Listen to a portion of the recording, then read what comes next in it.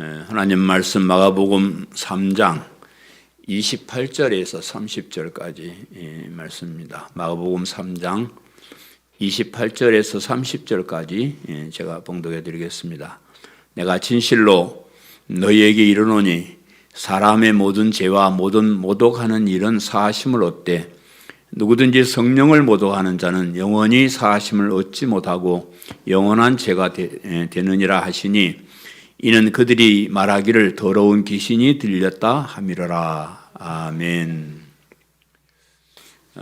성경은 인간에게 죄가 어떻게 시작되었으며 어떻게 죄를 짓고 어떤 형벌을 받았는가라고 시작을 합니다. 물론 이제 천지 창조 기사가 먼저 있지만은 사실은 우리 인간의 얘기로 나오면 죄 얘기부터 먼저 나오게 됩니다. 그리고 그 후손인 인간들이 이 세상을 살아가면서 어떻게 죄를 범하고 어떻게 그 죄에 대한 벌을 받는가를 기록한 책이라고 해도 과언이 아닐 거예요. 성경은 전체가 그런 죄 문제로 그렇게 기록이 되어 있습니다. 그리고 모든 인간이 이 죄에 대해서 최후의 심판을 받는다. 그렇게 이야기를 하고요. 그 최후의 심판을 받아서 어떤 사람은 영원한 지옥으로 가고 어떤 사람은 의인으로 인정받아서 하나님의 자녀만 들어갈 수 있는 영원한 천국에서 복락을 누리며 살게 된다 하는 것으로 성경이 마감을 합니다. 그러면서도 죄를 어떻게 용서받을 수 있는가 하는 것을 또 성경에 기록하고 있습니다. 사실 이제 교회에 오는 사람들은 자신이 죄인임을 깨닫고 그 죄를 용서받기 위해서 온 사람들이야. 저도 처음에 교회 올 땐 그런 거 잘 몰랐어요. 그냥 부모님 따라 교회 왔지만은 와서 보니까 교회에 온 사람들은 내가 죄인임을 깨닫고 그 죄를 용서받을 그 방법을 알고 의인이 되기 위해서 이렇게 온 사람들입니다. 그런데 교회에 보면 다 같이 교회를 다니는데 그 죄를 용서받는 방법은 아주 다릅니다. 어떤 사람은 하나님께서 주신 율법을 지키고 선한 일을 행함으로써 의로운 사람이 될 수 있다. 그렇게 생각을 하고요. 또 어떤 사람들은 그런 노력 가지고 되는 게 아니다. 오직 예수님을 그리스도로 믿는 믿음만이 의로운 사람이 될 수 있다. 이렇게 이제 생각하는 두 종류의 사람들이 교회 안에도 있습니다. 우리는 계획주의 교회, 계획주의자들을 따라서 사는 사람들인데 이제 계획주의자들은 오직 성경 말씀을 제일로 하고 그 성경 말씀을 가장 성경답게 하나님의 뜻을 따라서 잘 해석한 사람들을 개혁주의자라 이렇게 얘기를 하는데 그 사람들은 그 성경의 핵심은 오직 믿음으로 의로운 사람이 된다고 믿는 그런 사람들. 계획주의자들은 여러분 계획주의 어렵게 생각하지 말고 계획주의자들은 오직 믿음으로 의로운 사람이 된다 이렇게 생각하는 사람. 계획주의 반대 자유주의 진영 사람들은 행함으로 좋은 일 해서 의로운 사람으로 변화되어야 된다 이렇게 주장하는 사람들이 계획주의 반대편에 서 있는 그런 사람이에요. 우리는 계획주의 교회에서 계획주의를 따르는 사람인데 우리는 우리 스스로가 얼마나 흉악한 죄인인가 하는 걸 깨닫는 사람들. 계획주의자들의 핵심은 그거예요. 내가 쓸만한 사람이다 그게 아니고 도무지 쓸모없는 정말 흉악한 죄인이다라는 것을 깨닫는 사람들이 계획주의자들에 이렇게 줄을 서서 가는 겁니다. 아무리 노력을 해도 내 속에 있는 타락한 죄의 습성으로 인해서 의로운 삶을 살 수 없다는 것을 아는 사람들이기 때문에 그렇습니다. 오늘 본문의 말씀도 죄에 대한 말씀입니다. 모든 사람이 죄를 지을 수밖에 없는데 그 죄 가운데 어떤 죄는 용서받을 수 있다. 그러니까 사실은 모든 죄는 다 용서받을 수 있다 이렇게 말씀하셨고, 그러면서도 또 어떤 죄는 용서받을 수 없는 죄가 있다. 영원히 용서받을 수 없는 죄가 있다. 이렇게 이제 본문이 말씀하고 있습니다. 그것이 무엇인지 알아보는 것이 오늘 설교의 목적입니다. 용서받을 수 있는 죄가 무엇이고 용서받을 수 없는 죄가 무엇인가, 그것을 우리가 알아보는 겁니다. 사하심을 얻는 죄와 얻지 못하는 죄, 오늘 설교 제목입니다. 사하심을 얻는 죄는 어떤 죄이고 어떤 방법으로 사하심을 얻을 수 있고, 도저히 무슨 방법으로도 용서받을 수 없는 그런 죄도 있다, 그 말. 그래서 오늘 본문을 통해서 제가 매주마다 이런 말씀하는 것 같죠. 참 중요한 말씀이에요. 성경은 항상 중요한 말씀.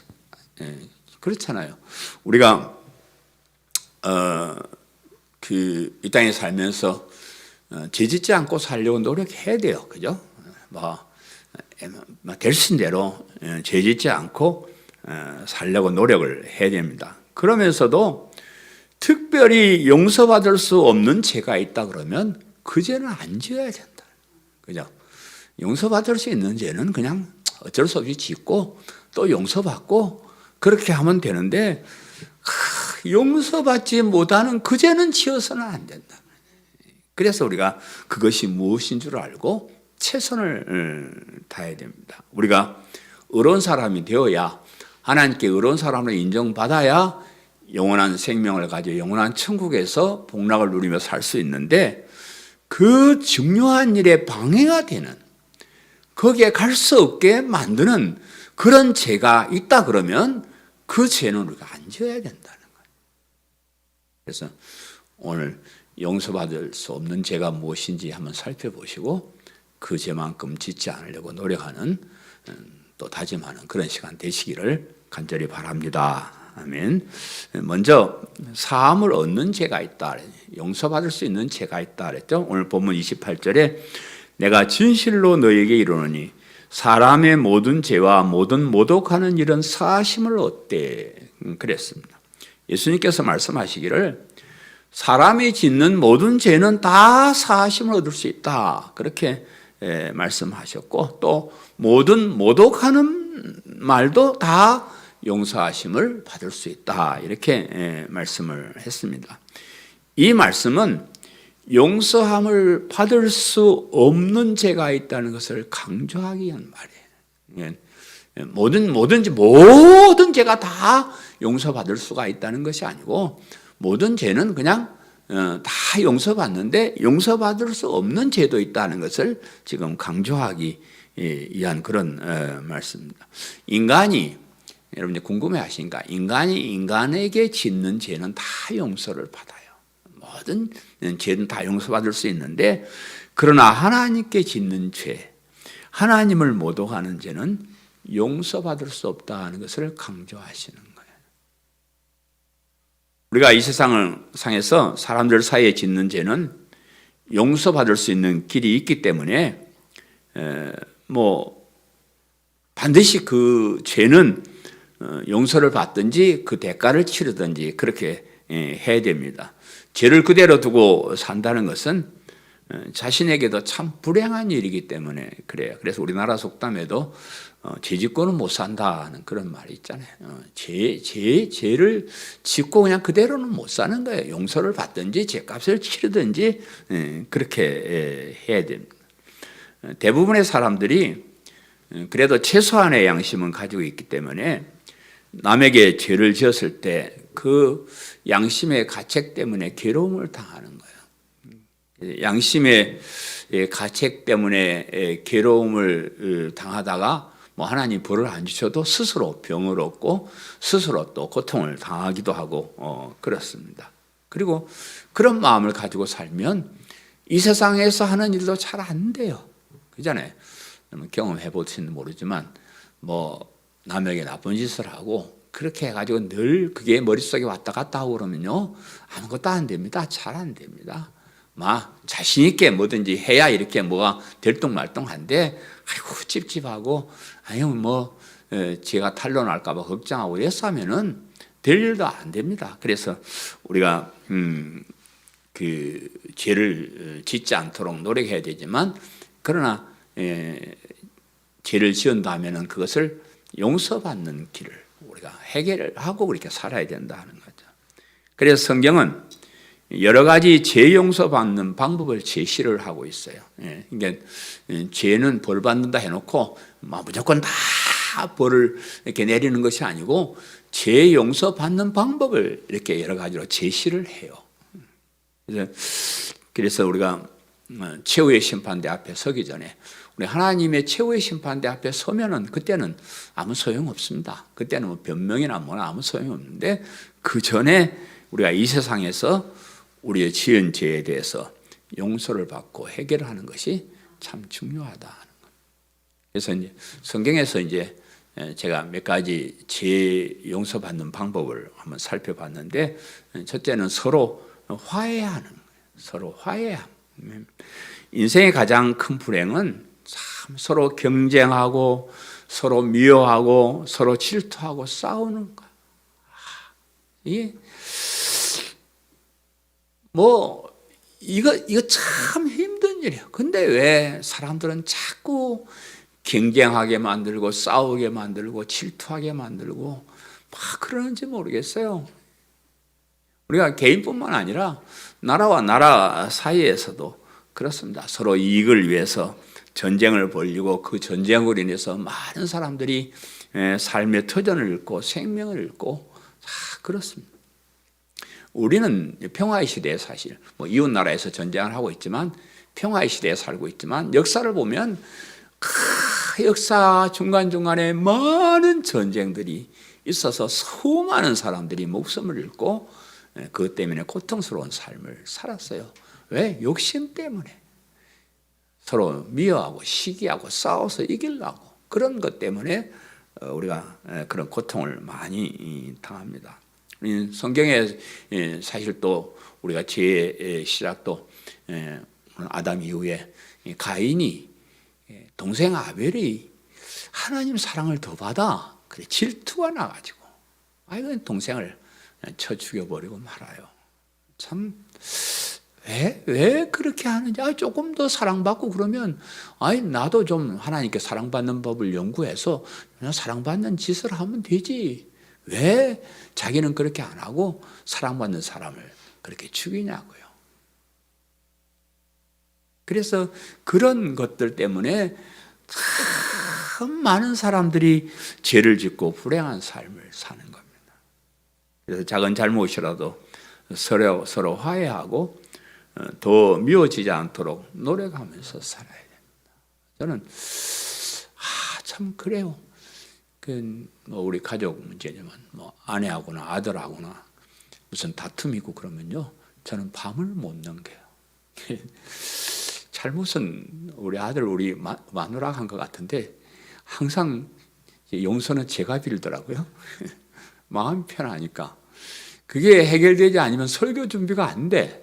마음에 미워하고 찝찝한 게 있으면, 그래서 내가 먼저 가서 미안합니다 하고 사과하고 그렇게 시작하는 거예요. 예수님께서도 우리 마태복음 5장에 산상수훈이 이제 기록되어 있는데, 사람을 죽인 살인죄나 사람을 미워하고 욕을 하는 것은 다 같이 지옥불에 들어갈 죄라 이렇게 말씀하셔요. 살인만 꼭 해서 그게 살인죄가 아니고, 사람을 미워하고 형제를 미워하고 형제를 욕하는 이것도 똑같은 살인죄에 해당해서 지옥불에 들어갈 죄다 이렇게 하시면서, 형제에게 원망 들을 만한 일이 있으면 먼저 가서 사과하고 화해해야 된다 이렇게 말씀을 해요. 그러므로 예물을 제단에 드리려다가 거기서 내 형제에게 원망 들을 만한 일이 있는 것이 생각나거든 예물을 제단 앞에 두고 먼저 가서 형제와 화목하고 그 후에 와서 예물을 드리라. 마태복음 5장 23절 24절 말씀. 사람을 미워해서 사람에게 나쁜 짓을 해서 원망 들을 만한 일이 생각나면 하나님 앞에서 예물 드리고 그런 것보다 먼저 거기 가서 화해하고 사과하고 화해하고 그렇게 와서 예물을 드려라 이런 말씀.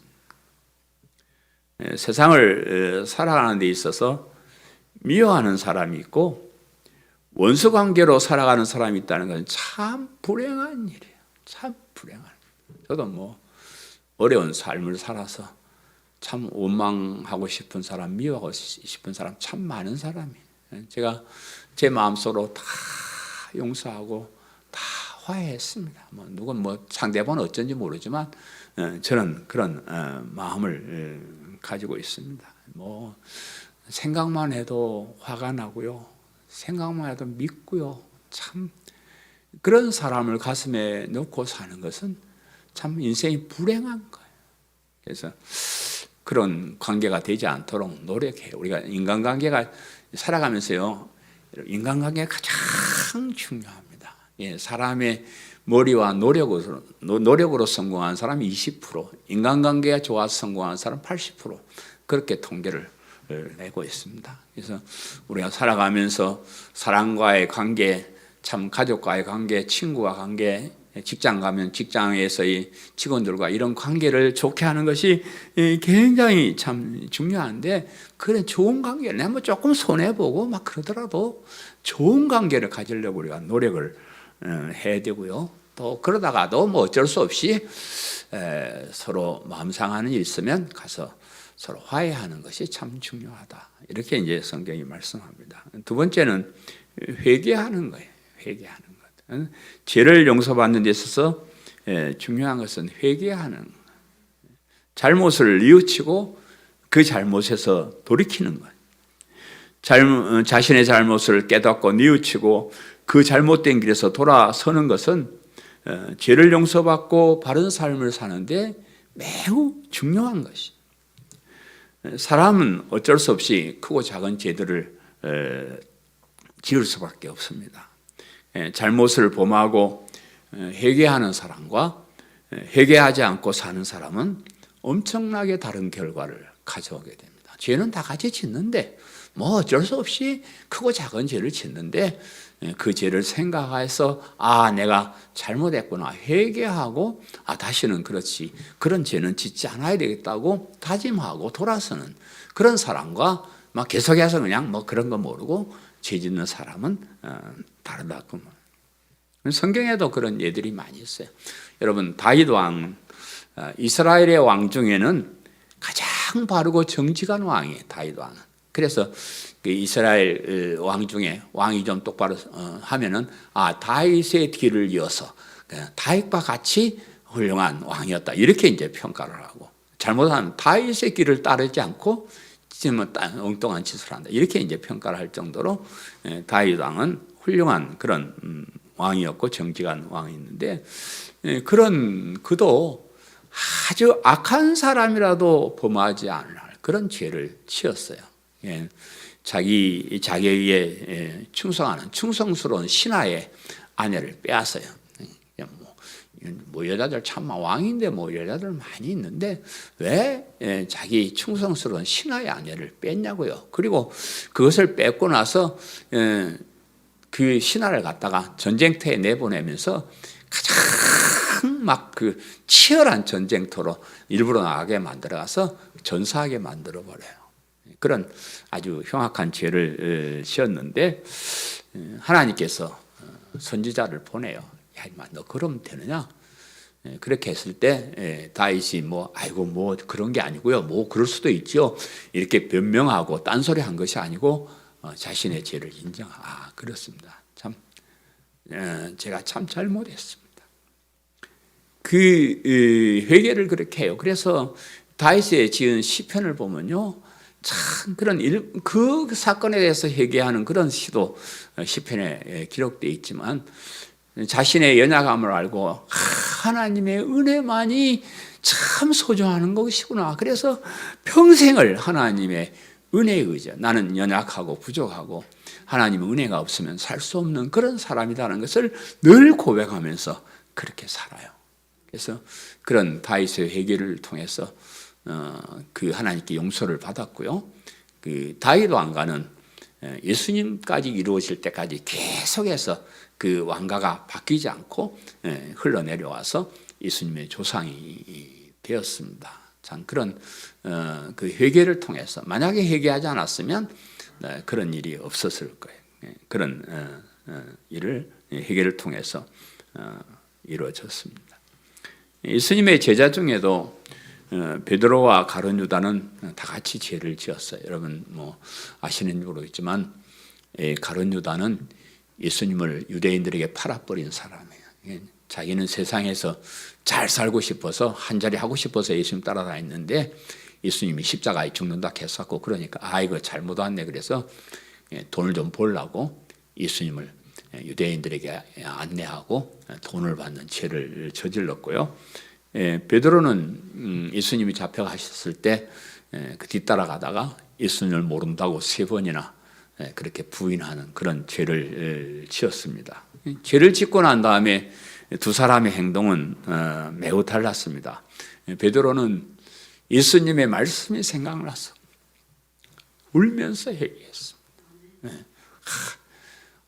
참, 내가 그럴 수가 있나? 내가 예수님의 수제자로서 다른 사람은 다 예수님을 버릴지라도 나는 절대로 버리지 않겠다고 호언장담했는데 예수님이 야 인마 너도 장담하지 마.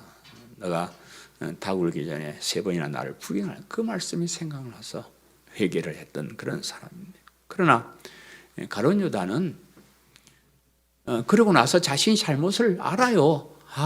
참 내가 예수님을 팔다니 난 나쁜 놈이야. 잘못을 안 하는데 회개하지 않고 에이씨 그냥 가서 욱하는 마음에 가서 자살을 하고 맙니다.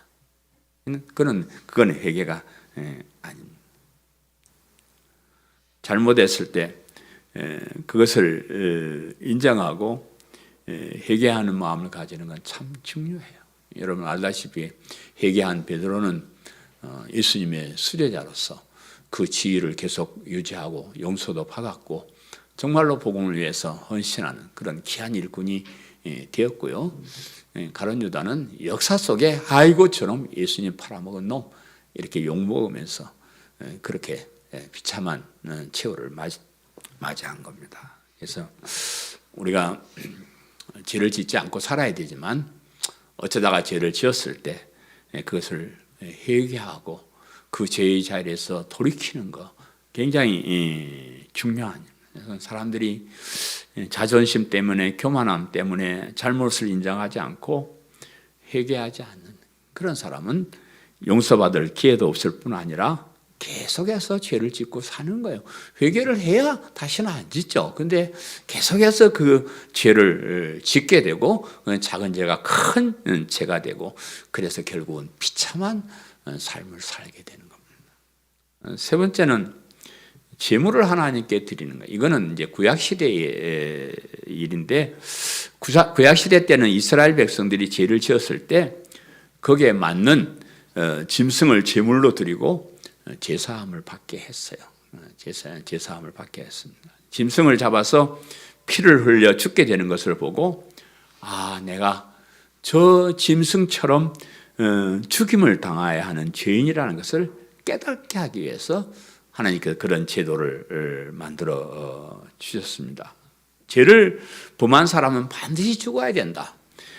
하나님의 법칙을 보여. 하나님의 법칙이 그거예요. 죄를 지은 사람은 반드시 죽는다. 하나님의 법칙입니다. 그래서 죄를 범한 자에게 그에 상응하는 벌을 주심으로써 사람들이 죄를 범하지 않고 바르게 살기 위한 하나님의 법이에요. 그런 형벌이 없으면 죄 지면 되지. 죄 짓다가 그러고 말고 그러면 누가 죄를 안 짓겠어요? 죄 짓는 사람은 반드시 지긴대. 이렇게 하나님께서 명령을 엄하게 하신 것은 죄 짓지 못하게 하기 위한 그런 거예요. 그러나 정말 하나님 말씀대로 죄 짓는 사람 모두 죽여버리면 이 세상에 인간이 하나도 안 남는 거예요. 다 죽여버려야 되니까. 그래서 사람이 죽을 대신 짐승을 잡아 죽여서 제물을 드림으로써 죄를 용서받고 죽임을 당하지 않고 살 수 있는 기회를 주신 거예요. 근데 이스라엘 백성들은 이런 제사 제도를 통해서 용서를 받게 해주시는 그 하나님의 뜻을 깨닫지 못하고 오히려 마음 놓고 더 죄를 짓는 기회로 이용을 해요. 참 사람들이 머리가 너무 좋아서 탈이에요. 뭐 그런 짐승을 잡아 죽이고 나서는 내가 이렇게 비참한 죽임을 당해야 되는 사람이구나. 야, 다시는 죄를 짓지 말아야지. 이렇게 다짐을 해야 되는데 어떻게 생각하냐면 이러면 되는구나. 내가 죄 짓고 와서 짐승 몇 마리 갖다 드리면 되네. 옳았구나. 그래서 짐승을 갖다 잡아 죽이면서도 또 계속해서 죄를 짓고 그 죄를 지은 그 손으로 짐승을 잡아서 하나님께 바치고 하는 그런 참 악용하는 그런 케이스가 되고 만 거예요. 요즘 그 사람들이 저처럼 오직 예수님을 믿는 믿음으로 의로운 사람이 됩니다. 이렇게 말하는 사람을 비웃는 이유 중에 하나가 그렇잖아요, 여러분. 여러분 예수님 믿으면 죄 다 용서받소. 그러면 어떻게 해야 돼요? 내가 흉악한 죄인인데 십자가의 은혜로 내가 죄사함을 받았구나. 똑바로 살아야 이렇게 해야 정상인데. 그래? 내 죄 뭔 죄 다 용서받다. 여기까지 가서 좀 더죠. 그래가지고 마음대로 사는 사람이 있다는 거예요. 그래서 제가 욕을 먹어요. 양 목사 그렇게 말하지 말고 죄 지은 사람 벌 받고 쪽박 차고 뭐 그런다고 자꾸 엄포를 놓고 그래야 안 짓지. 모든 죄 용서받는다고 맨날 강단에서 그러니까 사람들이 마음대로 살잖아. 그렇게 악용하시면 안 돼요. 하나님이 우리 속 모르고 그건 모르겠어요. 그건 진정한 믿음이 아니에요. 그래서 마지막 네 번째는 예수님을 그리스도로 믿는 것이. 예수님을 그리스도로 믿는 것. 앞에서 살펴본 죄를 용서받는 방법은 일시적인 것이고 불완전한 것이에요. 잘못을 하고 화해를 하는 것은 좋은 일이지만 그게 그렇게 쉬운 일은 아니에요. 화해하는데 미안해, 잘못했어, 우리 잘 지내, 이렇게 화해를 하는데 뭐 형식적으로 그렇게 할 수도 있고요. 괜찮아, 용서한다 그러면서 새끼야, 그런다고 내가 용서할 줄 알아? 그래 또 용서를 안 할 수도 있고 그렇습니다. 그리고 화해한다고 해서 한번 화해하면 모든 문제들이 다 해결되는 그런 게 아니에요. 또 화해할 일이 또 생기고 또 생기고 자꾸 그러는 거예요. 회개를 하는 것도 그 죄에 대한 용서를, 회개한 죄에 대한 용서를 받는 것이지 모든 죄가 다 용서받는 건 아니에요. 회개한다 해도 계속해서 죄를 지을 수밖에 없기 때문에 늘 회개하며 살아야 돼요. 맨날 와서 회개하고 돌아서서 또 회개하고 그렇게 살아야 돼요. 제물을 바치는 것도 죄 지을 때마다 갖다 바쳐야 돼요. 한번 바쳐서 되는 게 아니고 뭐 죄 지면 또 염소 이번엔 염소 한 마리, 큰 죄네 이번엔 소 한 마리, 뭐 그래가지고 죄 지을 때마다 갖다 바쳐야 되는데 그게 그때 쉬운 일이요. 쉽지는 않습니다. 그래서 하나님께서 우리에게 엄청난 은혜를 주셨는데 그것은 예수님을 그리스도 믿는 믿음으로 죄사함을 받게 해주시고 의로운 사람으로 인정해 주시는 거예요. 예수님을 그리스도로 믿는 믿음 속에는 앞에서 말한 것이 다 포함되어 있어요. 믿음이라는 말이 광범위합니다. 그래서 죄를 깨닫고 회개하는 사람에게 이 믿음을 주시는 것이에요. 회개가 포함되는 거예요. 회개가 없는 믿음은 그 믿음이 아니에요. 내가 흉악한 죄인임을 고백하고 회개하는 거기에서 예수님을 그리스도 믿는 믿음이 나오게 되는 거예요. 그래서 그게 회개가 포함되고요. 그리고 예수님께서 구약시대 때 제사함을 위해서 드렸던 제물이 되어주셨어요. 예수님 어린 양으로 오신 분이에요. 구약시대 때는 그때마다 죄를 지을 때마다 짐승을 잡아서 바쳐야 됐지만은 예수님께서 그 제물이 되어서 십자가에 죽으실 때는 단번에 우리의 모든 죄를 완전히 다 용서받게 해주시는 그런 제물이 예수님이 되셨다는 거예요. 그래서 우리가 믿는 믿음 속에서는 우리가 죄값으로 대신 드리는 그 짐승을 드리는 그런 것들이 거기 포함되어 있고요. 그뿐만 아니라 예수님의 십자가를 통해서 하나님과 우리 사이에 막힌 담을 허물고 원수되었던 그런 자리에서 하나님과 화해하고 또 그리스도 안에 있는 우리 모든 형제 자매들이 서로 평화를 누리며 화해하고 서로 사랑하며 사는 그런 사이로 만들어 주신 거예요. 그래서 예수님께서 인간이 지은 죄는 다 용서받을 수 있다고 하신 것은 결국은 예수님의 십자가를 통한 용서를 염두에 두고 하시는 말씀입니다. 그 말. 예수님을 그리스도로 믿을 때 우리의 모든 죄가 완전히 용서를 받게 되고요. 예수님을 믿는 믿음 안에서 용서받지 못할 죄는 없다. 그래서 그를 위해서 예수님께서 이 세상에 오셨다 하는 것을 말씀하시죠. 이해되셨죠? 이런 세상의 모든 우리 인간들이 서로 하는 이런 모든 죄들은 여러 가지 불완전한 용서도 있지만은 예수님을 믿는 믿음을 통해서 그 속에 그런 모든 조건들이 들어있기 때문에 예수님의 십자가를 믿는 믿음은 우리의 모든 죄를 완전히 용서받을 수 있다. 그렇게 말씀하시는 거예요. 그 다음에 이제 사함을 얻지 못하는 죄가 있다. 사함을 얻지 못하는 죄는 본문 29절 30절에 이렇게 말씀하셔요. 누구든지 성령을 모독하는 자는 영원히 사하심을 얻지 못하고 영원한 죄가 되느니라 하시니 이는 그들이 말하기를 더러운 귀신이 들렸다 함이라라 라고 이렇게 말씀하셨습니다. 세상 살면서 인간이 인간에게 지은 죄는 다 용서를 받을 수 있습니다. 특별히 예수님의 십자가를 통해서 모든 죄가 다 용서받는 길을 하나님께서 우리에게 열어주셨습니다. 그런데 그런 인간의 노력으로 도저히 용서받을 수 없는 죄가 있는데 예수님의 십자가를 믿는 믿음으로 모든 죄가 용서를 받을 수 있지만은 이 죄는 무슨 죄냐 그러면 예수님을 그리스도로 믿지 못하게 하는 것이에요. 왜 용서 못 받냐? 그냥 그렇게 그런 죄를 짓고도 예수를 믿을 수 있으면 다행인데 이 죄는 예수님을 못 믿게 하는 죄예요. 그래서 용서 받을 수 없는 죄고요. 용서 받지 못할 뿐만 아니라 영원토록 죄에 대한 형벌을 받아야 된다. 그래서 그 용서받을 수 없는 죄를 성령을 모독하는 자의 죄다. 이렇게 이제 오늘 본문이 말씀하는데 성령 모독죄, 옛날 성경에는 성령 회방죄라 이렇게 이제 말하는데 성령 모독죄, 성령 회방죄는 영원히 용서받을 수 없는 죄다. 이렇게 말씀해요. 모독이라고 번역된 단어, 우리 모독이란 말을 잘 안 쓰니까 비방하다, 회방하다, 욕하다 하는 그런 말로 번역되는 그런 단어입니다. 그래서 본문에서의 뜻은 신성한 것에 대해서, 다시 말하면 하나님이 하시는 일에 대해서 가볍게 여기고 모독하는 말을 하고 방해하는 것을 말한다. 이렇게 이제 주석을 합니다. 본문에서 성령님을 모독한다는 말은 성령님께서 하시는 일을 비방하고 욕하고 방해꾼이 되는 것을 말합니다.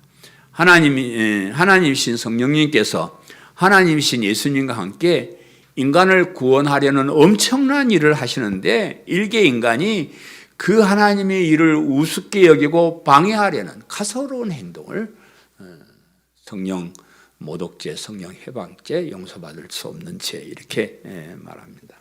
근데 제가 앞에 많이 생략을 했지만은 예수님께서 병든 자를 고쳐주시고 귀신을 쫓아내시자 그것을 못마땅히 여긴 바리새인들이 예수님을 바알세불이라는 귀신의 왕의 도움을 받은 사람이다. 이렇게 이제 비아냥거립니다.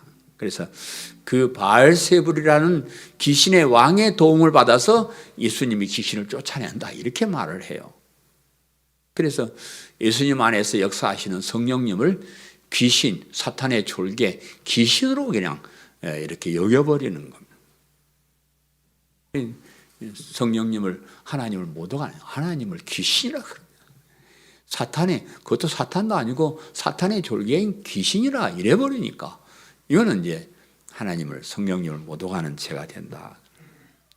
우리가 마가복음 우리 시작하면서 마가복음의 주제가 뭐라 그랬죠? 예수 그리스도의 복음의 시작. 그 앞에 하나님의 아들 예수 그리스도의 복음의 시작이다. 이건 이제 마가복음의 제목이에요. 마가복음의 제목을 딱 앞에 달아놓고 마가가 지금 거기에 대해서 설명을 해 나가는 겁니다. 예수님이 하나님의 아들이고 그리스도가 되신다.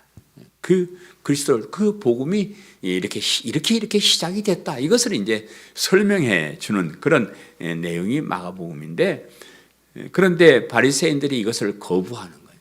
예수님이 하나님이 되심을 거부하는 거예요.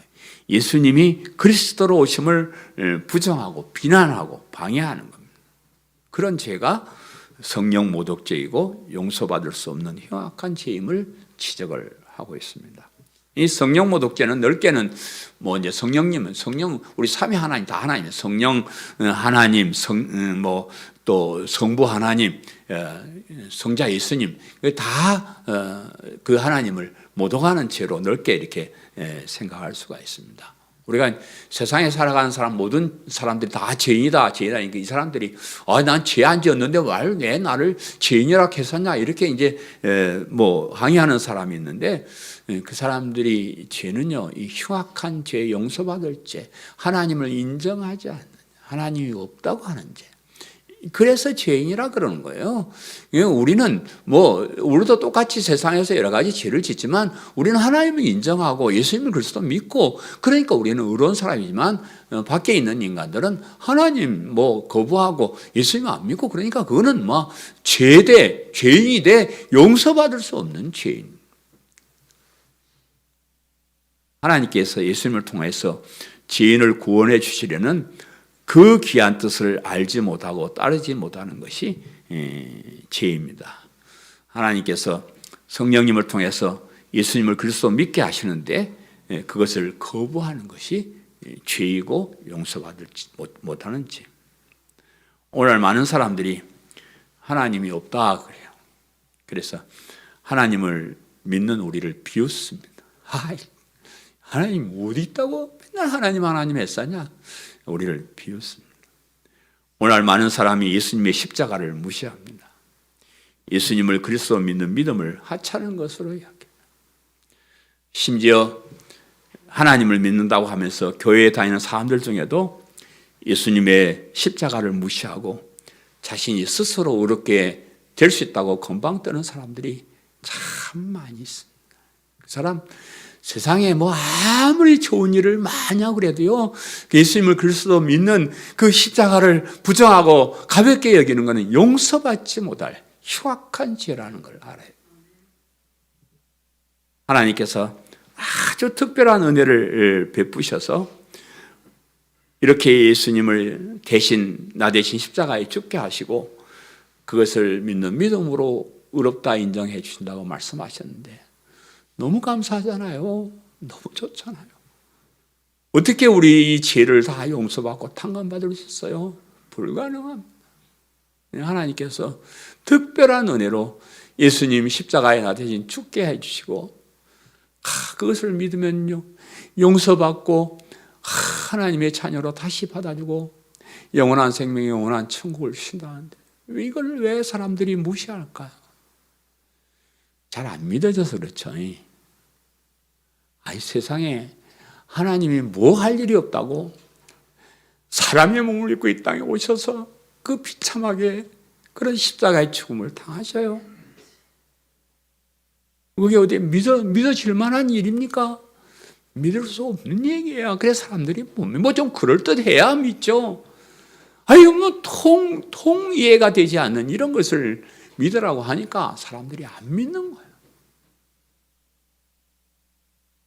근데 참 그것을 믿어지는 게 너무 감사해요. 그것은 성령님의 역사이십니다. 성령님께서 우리 속에 와 계십니다. 성령님께서 오셔서 하시는 일은 우리에게 믿음을 주시는 일이에요. 정말로 믿을 수 없는 이런 허무맹랑한 일 같은 이런 일을 아멘하고 믿을 수 있도록 하나님께서 우리에게 역사하셔서 우리가 이런 믿음을 가지고 있다고 말이에요. 어떻게 이런 믿음을 가질 수가 있어요? 성령님께서 내 속에 감동해서 이렇게 귀한 믿음을 주셨는데 그것을 거부하는 것은 성령 모독죄고 용서받을 수 없는 죄다. 이해를 하시겠죠? 그리고 우리에게 믿음을 주신 성령님이 우리 속에 오셔서 또 한 가지 하는 일은 정말로 거룩한 삶을 살게 하는 거예요. 점점 성화시켜 주시는 거예요. 우리에게 믿음을 주신 성령님이, 똑같은 성령님이 똑같이 역사하셔서 우리의 삶이 어제보다 오늘이 좀 더 거룩하고 정말로 하나님의 자녀답고 그렇게 살도록 자꾸 역사해 주시는 거예요. 내 속에서 역사하시는 성령님의 음성을 들으면 우리가 아무렇게나 이 세상에 살 수가 없도록 되어 있습니다. 뭐든지 똑바로 하려고 애를 쓰고, 좋은 일을 하려고 애를 쓰고, 보람된 일을 하려고 애를 쓰도록 그렇게 성령님께서 우리에게 역사하시는데, 그것을 거부하는 행위는 이것이 용서받지 못할 죄가 된다는 거예요. 왜냐 그러면 우리의 믿음이 위대한데 그 믿음을 진실되게 고백하지 못하는 것이 되기 때문에 그렇습니다. 믿음은 소중한데 우리가 정말로 그 믿음을 진실되게 고백해야 됩니다. 성령님의 역사로 이루어지는 거예요. 성령님께서 우리 속에 역사하셔서 바른 믿음을 갖게 해주시고 그 믿음대로 살도록 하나님 역사해 줄 때 그것을 아멘하고 받고 그대로 살려고 노력하는 것은 우리의 믿음. 그렇지 못한 것은 성령님의 역사를 거부하고 방해하는, 용서받을 수 없는 죄가 된다는 걸 기억하시기를 바라고요. 어디 가든지 우리 마음속에 성령께서 강하게 역사하셔서 정말로 우리가 바른 믿음, 진리를 깨닫고 정말로 정확하게 하나님께서 성경을 통해서 주시는 그 확실한 믿음을 가지고 우리가 살게 되었는데, 뿐만 아니라 이 땅에 사는 삶도 뭐 깨끗하게 정말로 멋있게 그러지는 못할지라도 내 주어진 형편 속에서 그래도 조금이나마 하나님을 기쁘시게 하고 하나님께 좀 더 영광을 돌리고 그렇게 바르고 살려고 노력하고 다짐하는 우리 삶 속에 필요하다는 것을 잊지 마시기를 간절히 바랍니다. 사랑하는 성도 여러분, 우리가 이 세상을 살 때 어쩔 수 없이 죄를 지으면서 삽니다. 그러나 그런 죄들은 다 용서받을 수가 있습니다. 특별히 예수님께서 우리가 받을 형벌을 대신해서 십자가에 달리셨는데 그것을 믿는 믿음을 가진 사람은 무슨 죄든지 다 용서함을 받을 수 있다, 이렇게 말씀하셨습니다. 그러나 그 십자가의 복음을 거부하고 제사함을 받는 유일한 길을 거부하는 죄는 용서받을 수가 없습니다. 하나님께서 예수님을 통하여서 성령님을 통해서 십자가를 통한 구원의 길을 열어주셨는데 그 귀한 것을 거부하거나 우습게 여기는 것은 그런 하나님의 뜻을 모독하는 것이고 용서받을 수 없는 죄가 된다는 것을 기억하시기를 바랍니다. 우리에게 주신 믿음 너무 위대한 성령님께서 우리에게 주셨습니다.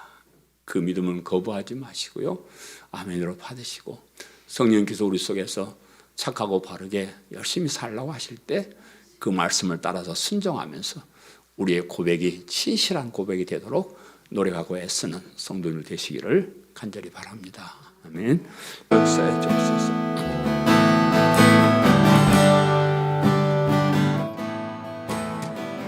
주님의 사랑, 주님의 사랑, 내 죄 때문에 눈물이 되어 내게 흐르네. 그 눈물들이 내 맘에 흘러 내 뺨에 흘러 날 지키시네. 다시 한번 주님의 사랑, 주님의 사랑, 내 죄 때문에 눈물이 되어 내게 흐르네. 그 눈물들이 내 맘에 흘러 내 뺨에 흘러 내 뺨에 흘러 날 씻기시네. 나 이제는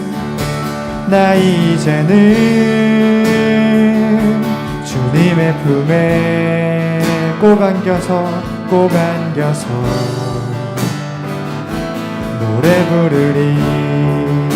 나 이제는 날 위한 주의 사랑 노래 부를 수 있네. 날 향한 주의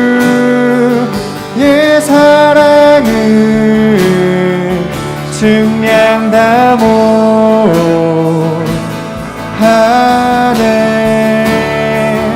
영원히 변치 않는 사랑 다 함께 찬양. 다시 한번 날 향한 주의 사랑은 날 향한 주의 사랑은 측량 다 못하네.